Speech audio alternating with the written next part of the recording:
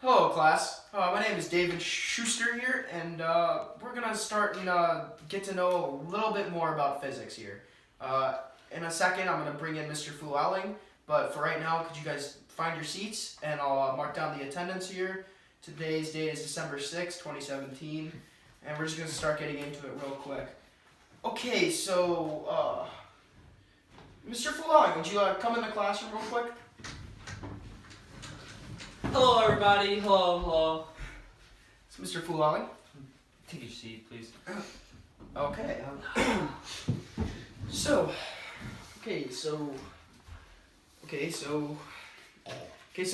today's class we will be teaching you about scaterdynamics. Oh wait, wrong lesson.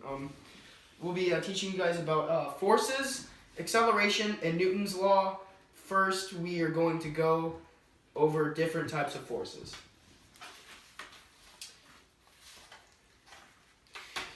A force is a push or pull acting upon an object as a result of its interaction with another object. There are a variety of forces such as frictional force, tension force, air resistance force, and gravitational force. An example of that would be Gabe and I playing tug of war.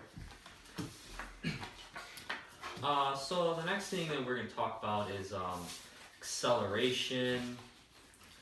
So a vector quantity that is defined as the rate at which an object changes its velocity. Sports announcers will personally say that a person is accelerating if he or she is moving fast. A person can be moving fast, but they're not accelerating. Sometimes an accelerating object will change its velocity by the same amount each second. This is referred to as constant velocity. Since the velocity is changing by a constant amount each second, an object with a constant acceleration should not be confused with an object with a constant velocity. Example would be a car going from 0 to 5, 10 miles per hour in a certain amount of time. Okay, so we're gonna go back into Newton's laws here. First, we got Newton's first law. Something referred to as the law of inertia. An object at rest stays at rest, and an object in motion stays in motion with the speed and in the same direction unless acted upon by an unbalanced force. An example would be such as rolling a bowling ball down the lane to knock over the pins. I believe right here, this is the first law. Yeah. I believe Mr. Fluelling has a second law. He's going to take this one away. Alright guys, so Newton's second law is when the acceleration... Yes? You have a question? You have a question? Yes. So, what exactly is Newton's second law? I'm going to He's go over going that right now. over that if you were paying attention. Okay, so Sorry, Schuster. the acceleration... Mr. Schuster. Class, quiet please. Class, quiet. The acceleration of an object as produced by a real force is directly proportional to the magnitude of a net force in the same direction of the net force and inversely proportional, to the mass of an object. So example of this would be... excuse me. Adam Saw, would you please just put down the Chromebook for right now? I don't have a Chromebook. You can see you doing the scaterdynamics right now.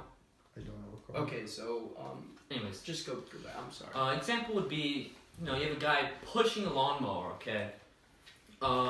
Him pushing the mower through the grass would be an example of Newton's second law. Now, Mr. Schuster here will talk about Newton's third law. Sorry about that, Mr. Fluelling. Adam, could you please just be quiet for just a little bit? We're just going to get through this real quick, I alright? didn't say a word. Yeah, we saw you, Mr. Fluelling, and I. Just if you can't handle this, then you can just go out in the outside the classroom. If that's okay. Okay. I didn't say. Anyways, Okay. Newton's third law here. I'm gonna just start describing this, but first I just gotta get this class to settle down. But here we go. Newton's third law is for every action there's an equal and opposite reaction. The statement means that in every interaction there is a pair of forces acting on the two interacting objects. The size of the forces on the first object equals the size of the force on the second object. So an example would be like me jumping off a boat. which pushes the boat backwards into the water. And if you're on a boat, usually if you're jumping off the front end of it, then that boat tends to go the opposite way. Alright, so this was our video. Thank you for watching. Drop a like, comment down below. Let us know what else you'd like to see. Nothing.